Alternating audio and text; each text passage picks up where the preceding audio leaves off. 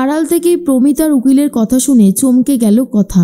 সম্পূর্ণ জানতে ভিডিওটিতে লাইক করে দেখতে থাকো।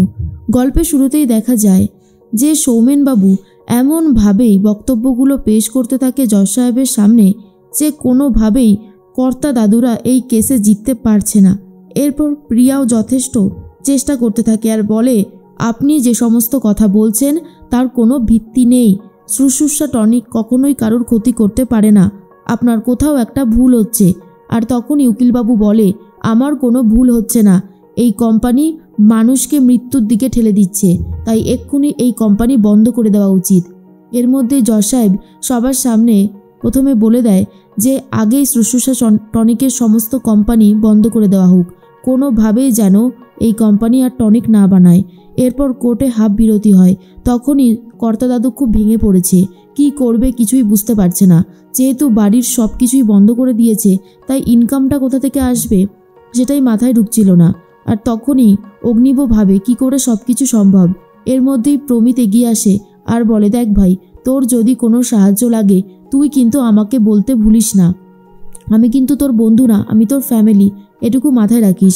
এদিকে কর্তা দিদা কর্তা দাদুকে বলে, কর্তামশাই এই রকমভাবে ভেঙে পড়লে কি করে হবে, আমরা তো সবাই তোমার সাথে আছি, তুমি শুধু একটা কথা বলো যে তোমার কি ভয় লাগছে, আমাদের সাথে সবাই আছে। কিন্তু কর্তা দাদু বলে, সবাই থাকলে কি আর হবে রেনু, আমাদের যা হয়েছে সে তো আমরাই জানি, সব শেষ হয়ে যাচ্ছে। কতবার করে বলেছিলাম নাতি নাতনিদেরকে ব্যবসার মধ্যে ঢুকতে, ব্যবসার মধ্যে ওরাও ঢুকলো না, আর সব কিছু শেষ হয়ে গেল। প্রত্যয় তাও একটা কাজ করছে, অগ্নিব করছে ঠিকই, কিন্তু যেটা বলেছিলাম সেটা আর করলো না। আর এদিকে অর্ণা দিদিভাই, সে কি করছে আমার মাথায় ঢুকছে না। এর মধ্যেই অগ্নিব বলে, হ্যাঁ হ্যাঁ, আপনার কাজটা তো কাজ, আর আমরা কোনো কাজই করি না, তাই না? কর্তা দাদুর এই সমস্ত কথা শুনে অগ্নিবর তো রেগে যায়। তখনই কথা বলে, পাচক মশাই, এখন মাথা গরম করার সময় না, এখন মাথা ঠান্ডা রেখে আমাদেরকে কাজ করতে হবে। একটা কথা মনে রাখবেন, কর্তা দাদুর এই অসময়ে আপনার পাশে থাকাটা খুবই জরুরি, কারণ সে চায় যাতে আপনি পাশে থাকেন। এদিকে প্রত্যয় সমস্ত গুন্ডাগুলোকে ধরে আসল ডিটেলস বার করার চেষ্টা করছে, যাতে সত্যিটা খুব তাড়াতাড়ি সামনে এসে যায়। আক্কি তখন বলে, যেভাবেই হোক না কেন সত্যিটা সামনে নিয়ে আসাটা খুবই দরকার। প্রাটি তখন বলে, আসবে আসবে, খুব তাড়াতাড়ি সত্যি সামনে আসবে। যারা দাদানের এই অবস্থা করেছে না, তাদেরকে আমি কোনোভাবেই ছাড়বো না। অন্যদিকে কথা মনে মনে ভাবে, এই মানুষটার এই অবস্থার জন্য যারা যারা দায়ী খুঁজে তো বার করবই, কিন্তু কে এইভাবে পেছন থেকে ছুরিটা মারছে সেটা দেখতে হবে।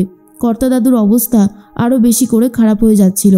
এর মধ্যেই কথা বলে, কর্তা দাদুকে জল দাও, কিন্তু জল শেষ হয়ে গেছিল। কথা তখন বলে, আমি এক কাজ করি, আমি একটু জল নিয়ে আসি। এর মধ্যে অর্ণাকে একটা জলের বোতল এনে দেয় প্রমিত, আর বলে, আপনি তো অনেকক্ষণ কিছু খাননি, অন্তত এই জলটুকু খান, না হলে এরপর তো অসুস্থ হয়ে পড়বেন। অর্ণার মন জয় করছে প্রমিত। এদিকে মিহির বলে, আমাদের পরিবারের আজ এই অবস্থা, সত্যিই আমি ভাবতে পারছি না কত বড় একটা ক্ষতি হয়ে গেল, কি করে এই ক্ষতি আমরা রিকভার করব সেটাই বুঝতে পারছি না। তখনই চিত্রা বলে, এই পরিবারের ক্ষতি হলে আমার আনন্দ হয়, বেশ হয়েছে। এই পরিবারকে তো কখনোই আমার নিজের পরিবার বলে মনে হয়নি। বাবা সারা জীবন একতরফাই দেখে এসেছে তার বড় বৌমা, দেখো এই পরিবারের যা হয়ে যাক হয়ে যাক, তাতে আমার কিচ্ছু যায় আসে না। এদিকে অগ্নির অবস্থা খারাপ হয়েছে। ছোটকা তখন বলে, দেখ অগ্নি, এই সময়টা আমাদেরকে ধৈর্য ধরতেই হবে, আমরা চাইলেও কিছু করে উঠতে পারবো না। সিচুয়েশানটা এমনভাবে আমাদের হাতের থেকে বেরিয়ে গেছে যে আমাদের ওপর আর কিচ্ছু নির্ভর করছে না। এদিকে সৌমেনবাবুকে খুঁজতে শুরু করে প্রমিত, আর তারপর ফোন করে ডেকে নিয়ে আসে। সৌমেনবাবু বলে, বলুন স্যার, কি বলবেন? প্রমিত তখন বলে, দেখুন, যেভাবে কোর্টে কেসটা উঠেছে, আমি চাইছি আজকেই যেন হিয়ারিংয়ে সমস্তটা ঠিক হয়ে যায়। আরেকটা কথা, আপনাকে একটা সাহায্য করতে এলাম। অগ্নিবর সাথে অগ্নিবর দাদুর সম্পর্কটা খুব একটা ভালো না। কোর্টে আপনি এটা নিয়ে বলবেন যে ওদের সম্পর্কটা রীতিমতো আদায়ার কাজ করায়। অগ্নিব কোনোভাবেই তার দাদুকে সহ্য করতে পারে না। এই হিংসা দেওয়ার জন্য আপনাকে আমি ডেকে পাঠিয়েছিলাম। এদিকে আড়াল থেকে দাঁড়িয়ে কথা সবটা দেখতে পাচ্ছে আর বলে, প্রমিতের সাথে সৌমেনবাবু কি করছে? নিশ্চয়ই কোনো একটা গোপনে কথা বলছে। এই ছেলেটাকে প্রথম দিন থেকেই আমার সন্দেহ লেগেছিল, মনে হয়েছিল ও একটু বেশি করেই যেন আমাদেরকে সাহায্য করতে চাইছে। এর মধ্যে কথাকে দেখার পর প্রমিত খুব ভয় পেয়ে যায় আর বলে, আরে আপনি এখানে আসুন না। কথা বলে, না ঠিক আছে, আমি এখানে কর্তা দাদুর জন্য জল নিতে এসেছি। এর মধ্যেই প্রমিত ভাবে, কথা আবার আমাদের সমস্ত আলোচনাগুলো শুনে নেয়নি তো? তাহলেই তো সর্বনাশ হয়ে যাবে। এদিকে মান্ডবী লুকিয়ে লুকিয়ে প্রমিতের সাথে কথা বলতে থাকে আর বলে, কিছু কি ঠিক করলেন? প্রমিত তখন বলে, কি আর ঠিক করব, আমি তো সব কিছু আগে থেকে ঠিক করেই রেখেছি। মান্ডবী, আমি চাইছি যত তাড়াতাড়ি সম্ভব কোর্টে আমরা জিতে যাই, আর তারপরে অগ্নিকে তুমি পেয়ে যাও। আর এদিকে যারা যারা আমাদের সাথে অন্যায় করেছে তারা যেন কঠিন শাস্তি পায়। ঠিক সেই মুহূর্তেই একজন সাক্ষী, যে কিনা কর্তা দাদুর বিরুদ্ধে সাক্ষী দিয়েছিল, বলেছিল কর্তা দাদুরই তৈরি করা ওষুধ খেয়ে নাকি সে অন্ধ হয়ে গেছে, সে যখন চায়ের দোকানে গিয়ে চা খেতে যায়, চায়ে কিছু একটা পড়েছিল আর বলে, এত নোংরা চা কেন? চায়ের মধ্যে এসব নোংরা কোথা থেকে এলো? দূর থেকে কথা দেখতে পায় আর বলে, এই লোকটা তো তার মানে দেখতে পায়, ও তার মানে কোর্টে মিথ্যে সাক্ষী দিয়েছিল। এরপর কথা এগিয়ে এসে বলে, দাদা, আপনি তো চোখে সব কিছুই দেখতে পান, তারপরেও আপনি এই মিথ্যেগুলো কেন বলছেন? কিসের জন্য বলছেন? আপনার কি পুরোপুরি মাথা খারাপ হয়ে গেছে? আর তখনই সেই লোকটা চশমা পরে নিয়ে বলে, আরে না দিদি, আমি সত্যি অন্ধ, আমার মনে হলো তার জন্য বললাম। কথা বলে, মনে হলো?